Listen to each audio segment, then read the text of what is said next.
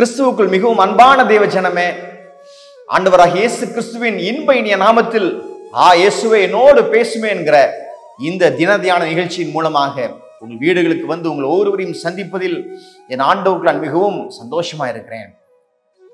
பாருங்கள், உங்கள் கவலைகள் எல்லாம் ஆண்டவரிடத்துல ஒப்படைச்சிருங்க, சந்தோஷமா இருங்க. ஆண்டவரில் பிரியப்படுவார்.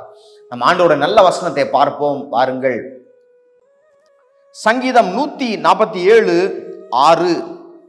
கர்த்தர் சாந்த குணமுள்ளவர்களை உயர்த்துகிறார், துன்மார்க்கரை தரை மட்டும் தாழ்த்துகிறார். ஹல்லேலூயா. சாந்த குணமுள்ளவர்கள், நீதிமான்களை ஆண்டவர் என்ன செய்யறாரு? உயர்த்துகிறார், துன்மார்க்கரை தாழ்த்துகிறார். பாருங்க, ஒருவரை உயர்த்துவதும் ஒருவரை தாழ்த்துவதும் ஆண்டவருடைய கரத்தில் இருக்கிறது. மத்தேயு 5:5 சொல்லுகிறது, சாந்த குணம் உள்ளவர்கள் பாக்கியவான்கள், அவர்கள் பூமியை சுதந்தரித்துக் கொள்வார்கள். பரலோகத்தை சுதந்தரிப்பது நிச்சயம் நமக்கு உண்டு. ஆனால் பரிசுத்த வசனம் சொல்லுகிறது, பூமியை சுதந்தரித்துக் கொள்வார்கள். உலக பிரகாரமான ஆசீர்வாதத்தை கூறுகிறது. பாருங்கள், பூமியை சுதந்தரித்துக் கொள்வார்கள். யார்? சாந்த குணம். ஒருவர் திட்டினாலும் காம இருக்கிற குணம் இன்னைக்கு உலகத்துல ரொம்ப தேவை நமக்கு. ஹல்லேலூயா. நமக்கு ஈகோ எதுவும் வரக்கூடாது. ஆண்டவருடைய பிள்ளைகளுக்கு இது இருக்கக்கூடாது. ஆண்டவர் உங்களை அப்படியே காலையிலே பண்படுத்தி கொண்டு இருக்கிறார். பாருங்கள் தேவஜனமே, என்னாகமத்தின் புஸ்தகத்துல 12வது அதிகாரம் 3வது வசனம் சொல்லுகிறது, முழு பூமியிலும் மோசே என்கிற அந்த தேவ மனுஷன் அவர்தான் இருக்கிறதுலே சாந்த குணம் உள்ளவர் என்று. இது மோசே எழுதினதினால் அவரை குறித்து அவர் எழுதவில்லை, பரிசுத்த ஆவியானவர் அவரை குறித்து சாட்சியை மோசே எழுதியிருக்கிறார். ஹல்லேலூயா. பாருங்கள், இந்த முழு பூமியிலே அந்த காலத்துல மோசே சாந்த குணம் உள்ளவர்ல ஃபர்ஸ்ட் ரேங்க் எடுத்தார். ஹல்லேலூயா. பாருங்கள் தேவஜனமே, என்னாகமத்தின் புஸ்தகம் 12:8. அதாவது அந்த நான் சொன்னேன் அவர் தான் இருக்கல சாந்த குணம் என்று, அதுல இருந்து ஒரு 5 வசனம் தாண்டி இருக்கிறது. என்னாகமம் 12:8, நான் அவனுடன் மறைபொருளாக அல்ல முகமுகமாகவும் பிரத்யட்சமாகவும் பேசுகிறேன், அவன் கர்த்தரின் சாயலை காண்கிறான். ஹல்லேலூயா. அவர் பேசுவதை கேட்கிறதும் ஒரு மனுஷனை பார்ப்பது போல் அவரை பார்ப்பதும் மோசேக்கு கொடுக்கப்பட்டது. ஆண்டவரே அவருக்கு சுதந்திரமாக ஆசீர்வாதமாய் இருந்தார். ஹல்லேலூயா. பாருங்கள் தேவஜனமே, ஹல்லேலூயா. யாக்கோபு 3:13 நாம் ஒரு காரியத்தை பார்க்கிறோம். என்ன? ஞானத்திற்குரிய சாந்தம் என்கிற அந்த வசனத்தை பார்க்கிறோம். ஞானத்துக்குரிய சாந்தம். எல்லா வசனத்தையும் நான் வாசிக்க முடியாது, அதனால சொல்லுகிறேன். யாக்கோபு 3:13 ஞானத்துக்குரிய சாந்தம் என்று நாம் பார்க்கிறோம். அது என்ன ஞானத்துக்குரிய சாந்தம்? ஞானத்துக்குரிய சாந்தம் என்றால் எப்பவும் கோவப்படணும், எப்பவும் பேசாம இருக்கணும்ட்டு நமக்கு தெரியுது பாருங்க, அதுதான் ஞானத்துக்குரிய சாந்தம்.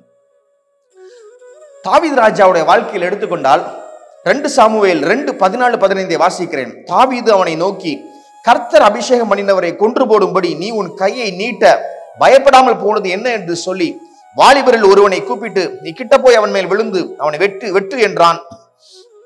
அவனை வெட்டினான், அவன் செத்தான். பாருங்கள் தேவஜனமே, தாவீது நின்று கொண்டிருக்கிறார். அப்பொழுது ஒருவன் வருகிறான், பொய் சொல்றான். தாவீதுட்ட வந்து, நான் உம்முடைய எதிராளியாகிய சவுலை கொன்று போட்டேன் என்று பொய் சொல்றான். அப்பொழுது தாவீது என்கரேஜ் பண்ணுவார் நினைச்சான், வெரி குட், என்னுடைய எதிராளியை நீயே கொன்று போட்டாய் என்று. இல்லை, அவர் அதற்கு ஞானத்துக்குரிய சாந்தத்தோடு டீல் பண்றாரு.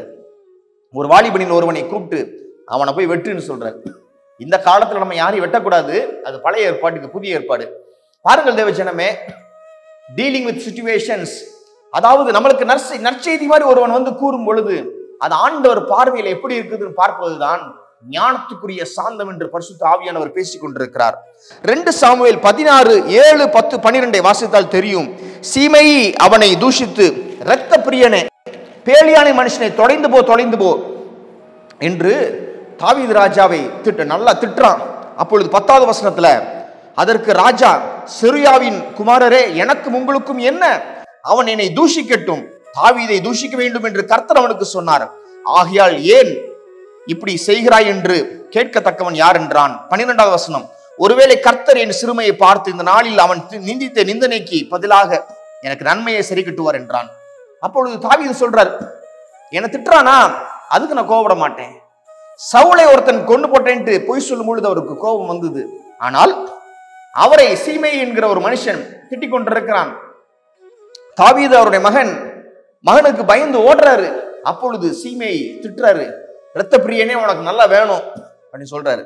அப்போ தாவீது சொல்றாரு, ஆண்டவர் தான் திட்ட சொன்னாரு, திட்டட்டும் அப்படின்னு சொல்லிட்டு யோவாபையும் அவருடைய தம்பியையும் சொல்றாரு, செருயாவின் குமாரே பேசாம இருங்க, என்கிட்ட வழக்காடாதீங்க, அதாவது எனக்காக வைராக்கியம் பாராட்டாதீங்க. அவனை திட்ட சொல்லி இருக்கிறாரு. ஆண்டவர் அவன் திட்டுற எல்லா திட்டையும் எனக்கு ஆசீர்வாதமாய் மாற்றி கொடுப்பார் என்று சொல்லுகிறார். இதுதான் ஞானத்துக்குரிய சாந்தம். சவுலை குறித்து ஒருவன் சொல்லும் பொழுது வெட்டி போட்டாரு, தன்னை ஒருவன் திட்டும் பொழுது பேசாம இருக்கிறார். ஏன்? இதான் ஞானத்துக்குரிய சாந்தம் என்று பார்க்கிறோம். ஆண்டவராக இயேசு கிறிஸ்துவ அவன் சொல்லும் பொழுது ஒரு கோபம் வரல. ஆனால் தேவாலயத்துல புறாவிக்கிறாங்க, அப்போ கோபம் வந்து சாட்டை எடுத்து அடிக்கிறாரு. ஏன்? நம்ம ஆண்டவராக இயேசு கிறிஸ்துவுக்கு ஞானத்துக்குரிய சாந்தம் இருந்தது. நாளிலே ஆண்டவர் உங்களை சாந்த குணம் உள்ளவர்களாய் மாற்றுகிறார். நாம் ஜெபிப்போம் வாருங்கள்.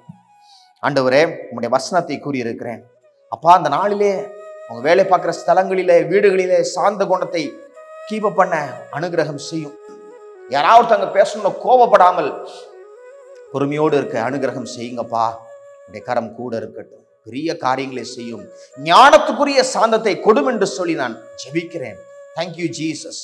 உமக்கு ஸ்தோத்திரம். சாந்த குணமுள்ளவர்களாய் இருந்து பூமியை சுதந்திரிக்கட்டும், ஆசீர்வாதமாய் இருக்கட்டும், பரலோக ராஜ்யத்தின் பிள்ளைகளாய் இருக்கட்டும். நன்றி ஆண்டவரே. நன்றி செலுத்தி இந்த ஜெபத்தை எங்கள் அன்பர் இயேசு கிறிஸ்துவின் நல்ல நாமத்தில் ஏறெடுக்கிறோம் எங்கள் வல்ல பிதாவே. ஆமென்.